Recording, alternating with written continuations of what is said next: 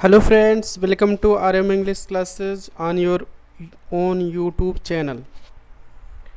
तो चलिए देखते हैं आज फिर हर दिन की तरह 5 वर्ड लेते हैं, उसका एंटोनिम्स और सिनोनिम्स देखते हैं जो कि परीक्षा की दृष्टि से बहुत हाई फ्रिक्वेंसी वर्ड हैं। ये अक्सर परीक्षा में आ ही जाते हैं, तो इनमें से अगर एक भी शब्द आपको नहीं आता तो आप उसको ज़रूर याद करिए, क्योंकि आपको जो आता है वो तो परीक्षा में आएगा नहीं। अक्सर यही होता है कि स्टैंडर्ड लेवल के वर्ड आते हैं जिसकी जानकारी हमको नहीं रहती है, इसलिए वर्ड से परिचित होना बहुत ज़रूरी है। अगर आपको आ रहे हैं तो वर्ड को रिवाइज करना भी ज़रूरी है। तो चलिए देख लेते हैं। इससे पहले मैं 46 एपिसोड बना चुका, नहीं देखे तो आप उसको भी प्लेलिस्ट में जाके देख सकते हैं।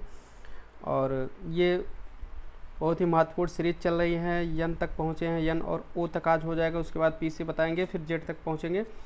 तो जो भी इंपॉर्टेंट है सब बता देंगे, उसके बाद प्रैक्टिस सेट भी चलेगा। तो इसलिए आप इस चैनल को सब्सक्राइब नहीं तो सब्सक्राइब कर लीजिए, बेल आइकन को ऑन रखिए समय से, ताकि आपको नोटिफिकेशन मिल जाए। और आप कोई भी एग्जाम की तैयारी करो, एसएससी या टीचिंग से रिलेटेड कोई भी तैयारी करो, सब में वर्ड पावर आता है, बिना वर्ड पावर के कुछ होने वाला नहीं है। यहाँ तक कि स्कूल के एग्जाम की तैयारी कर रहे हो या कंपटीशन, दोनों में काम देगा। चलिए देख लेते हैं। बहुत हाई फ्रिक्वेंसी कंपटीशनल वर्ड हैं। पहला है नॉक्सियस। नॉक्सियस माने क्या होता है? हानिकारक। तो याद कैसे होगा? नॉक्सियस मीन्स हानिकारक। तो आराम से आप ट्रिक बना लीजिए, अगर आपको याद है तो ठीक है, नहीं तो आप बना लीजिए ट्रिक नॉक्सियस में। नॉक से ट्रिक बना लीजिए। नॉक से हम सांस लेते हैं, और मास्क का भी आजकल हम प्रयोग कर रहे हैं, क्योंकि नहीं तो हमारे लिए वो हानिकारक हो जाएगा, कीटाणु कोरोना वायरस के हमारे अंदर चले जाएंगे मुंह से, नाक से। इस तरह से आप आराम से ट्रिक लेंगे। नाक से हम सांस लेते हैं और मास्क का भी प्रयोग करते हैं, क्योंकि जो है ऐसा नहीं करेंगे तो ये हमारे लिए नॉक्सियस हो जाएगा, हानिकारक हो जाएगा। ठीक है, आराम से आप ट्रिक बना सकते हैं। तो अब हार्मफुल, हार्मफुल माने हानिकारक होता है। पॉइजनस माने वैसे जहरीला होता है, जो जहरीला रहेगा सीधी सी बात वो हानिकारक भी रहेगा, तो इसलिए हानिकारक भी इसका अर्थ होता है। अनहेल्थी माने अस्वास्थ्यकर, तो नॉक्सियस का एक अर्थ होता है अस्वास्थ्यकर, स्वास्थ्य को नुकसान पहुंचाने वाला, यानी हानिकारक ही होता है। तो इस तरह से ये तीनों वर्ड इंपॉर्टेंट हैं सिनोनिम्स के। एंटोनिम्स की बात करें तो हार्मलेस होता है। हार्मलेस माने हानि रहित। अब किसी भी शब्द में फुल रहता तो फुल को लेस कर देंगे तो अपोजिट हो जाता है, हार्मफुल, हार्मलेस, इस तरह से हानि रहित हो जाएगा। नॉन पॉइजनस, अब पॉइजनस पहले नॉन लगा देने से अपोजिट बना देते हैं हम। नॉन पॉइजनस माने जो जहरीला नहीं होगा, यानी कि हानि रहित होगा वो। चलिए अगला वर्ड इंपॉर्टेंट देखते हैं, ऑब्डूरेट। ऑब्डूरेट माने क्या होता है? हठी या जिद्दी। तो इसको क्या याद करने की ट्रिक होगी? ऑब्डूरेट। ऑब्डूरेट साउंड्स लाइक ऑब्डूरेट, ऑब्डूरेट। ठीक है, अगर अब 2 रेट लगाओगे तो अगला आदमी क्या क्यों 2 रेट लगा रहा है? क्योंकि वो हठी है, जिद्दी है। जैसे मार्केट में कोई चीज़, कोई सामान कोई आदमी उतने में बेच रहा है तो वो भी उतने में बेच रहा है, लेकिन फिर वही सामान किसी को दूसरे रेट में दे रहा है, तो अगला आदमी क्या कहा कि क्यों अब 2 रेट लगा रहे हो यार, इतना हठी हो गए, जिद्दी हो गए। कहा कि नहीं मैं इतना ही लूँगा, मेरा सामान है। आप कह सकते हो आप 2 रेट लगा रहे हो यार, बहुत आप 2 रेट पर्सन हो, हठी हो, जिद्दी हो, क्या एक रेट पे नहीं बेचते हो, किसी से कितना लेते, किसी से कितना लेते हो। तो कहा कि मेरा सामान है, मैं इतने में ही दूंगा। अब तो किसी दिन कितने में दिया था, तो आप 2 रेट लगा रहे हो यार, अब तुम बहुत आप 2 रेट हो, हठी हो, जिद्दी हो, नहीं मानोगे, अपने ही लोगे। स्टबबॉर्न। स्टबबॉर्न माने क्या होता है? जिद्दी होता है। ऑब्स्टिनेट माने जिद्दी होता है। अनयील्डिंग माने भी होता है। अनयील्डिंग माने जो किसी के सामने झुके ना, यील्डिंग माने झुकना, यानी कि जिद्दी। ठीक है, अनयील्डिंग माने इस तरह से जिद्दी होता है। बहुत हाई फ्रिक्वेंसी वर्ड है, इसको आप सबको तैयार होना चाहिए, अगर नहीं तैयार है तो। वही एंटोनिम्स की बात करें तो यील्डिंग। यील्डिंग माने होता है क्या? झुक जाने वाला, यानी कि जिद्दी जो ना हो। ठीक है, झुकने वाला सबके सामने, विनम्र जिसको कह सकते हो। फ्लेक्सिबल माने लचीला, जो अपने व्यवहार में लचीला रहेगा। तो वस्तु के लिए भी फ्लेक्सिबल यूज होता है, व्यक्ति के लिए भी। तो इंग्लिश में ऐसे कोई जरूरी नहीं है कि 2 शब्द हो।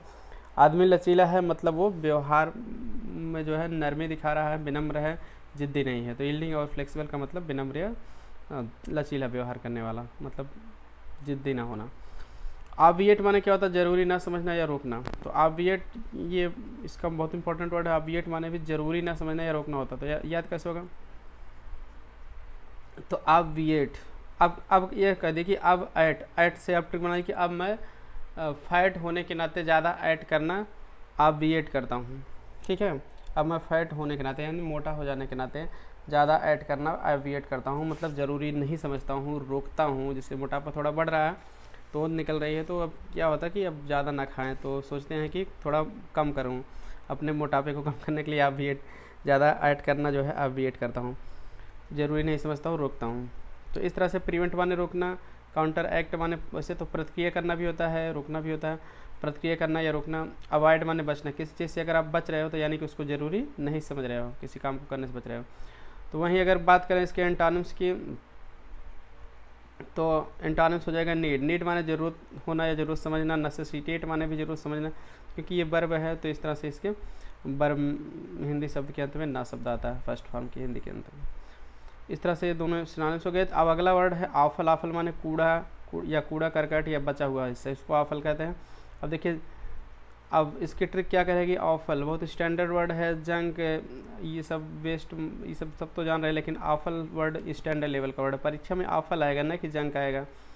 गार्बेज आएगा, गार्बेज माने भी कूड़ा करकट होता है, तो ये सब नहीं आएगा, ये सब कॉमन वर्ड हैं। ये ऑप्शन में भले आपके दे सकता है, टॉप लेवल पे जो है वही स्पेशल वर्ड आएंगे, इसलिए सबकी जानकारी आपको होना चाहिए।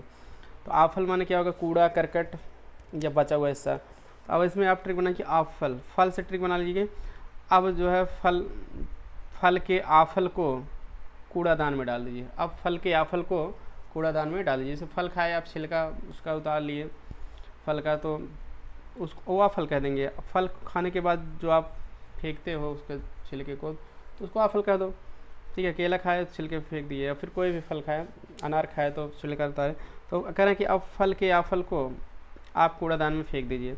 तो आफल मतलब कूड़ा करकट यानी बचा हुआ हिस्सा। अब फल के आफल यानी कि फल के बचे हुए हिस्से को कूड़ादान में फेंक दीजिए। इस तरह से आराम से आप यूज़ करिए, स्टैंडर्ड लेवल का वर्ड आप बोलचाल में भी यूज़ करिए।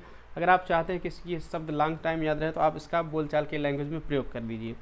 ठीक है, बचा हुआ हिस्सा को आप रिमेनिंग पार्ट ना करके आप कह दीजिए कि आफल, बस आफल को भेज दीजिए, तो इससे आपका वर्ड हमेशा के लिए याद हो जाएगा। सिनोनिम्स क्या होगा, जंक। जंक माने कूड़ा होता है, कूड़ा करकट जान ही रहे हो आप, मोबाइल में भी जंक आ जाता तो उसको आप साफ करते हो, क्लीन करते हो।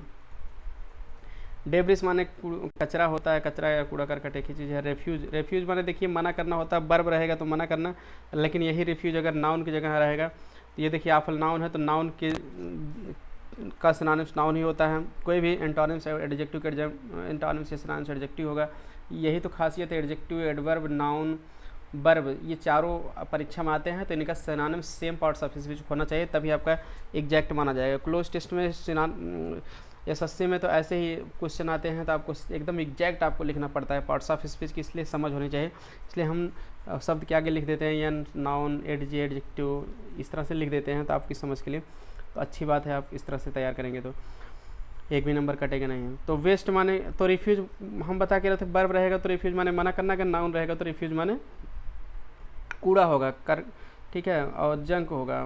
तो इस तरह से पार्ट्स ऑफ स्पीच बदलने से भी कुछ शब्द ऐसे हैं जिनका अर्थ बदल जाता है। तो वेस्ट माने होता है नष्ट, नष्ट सामान यानी कि कूड़ा करकट। तो रिमेन, और देखिए वेस्ट वर्ब रहेगा तो वेस्ट माने नष्ट करना होगा, वेस्ट नाउन रहेगा तो वेस्ट माने कूड़ा करकट होगा।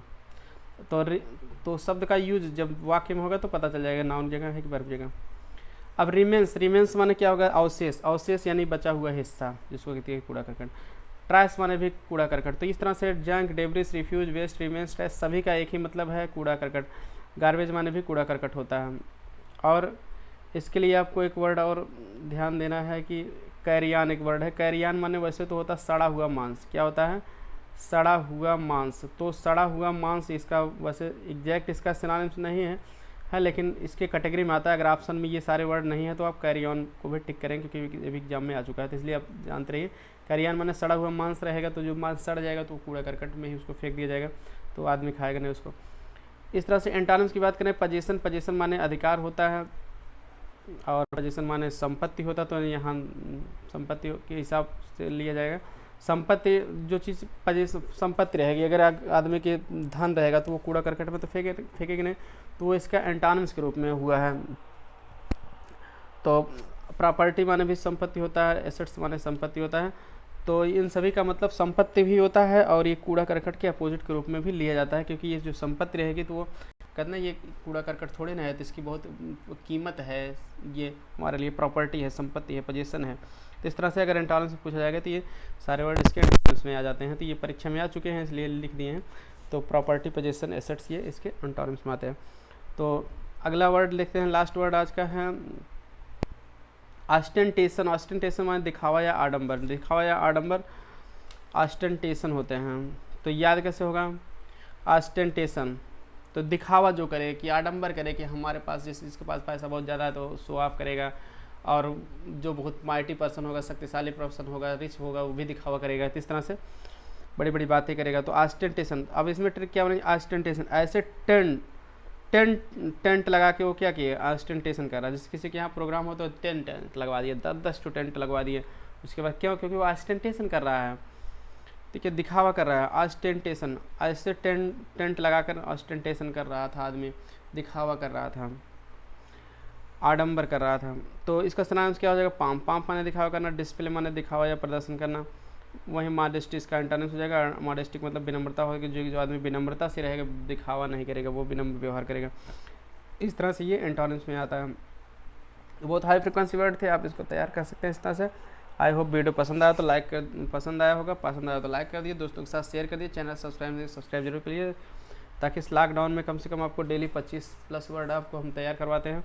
अगर आपको घर बैठे इतने वर्ड मिल जा रहे हैं, आपके को हम अकेला नहीं छोड़ रहे हैं, आपकी तैयारी को जारी रखें, तो इससे अच्छा क्या काम हो सकता है। इसलिए आप बने रहें मेरे साथ। तो चलिए मिलते हैं नेक्स्ट वीडियो में। Thanks for watching this video.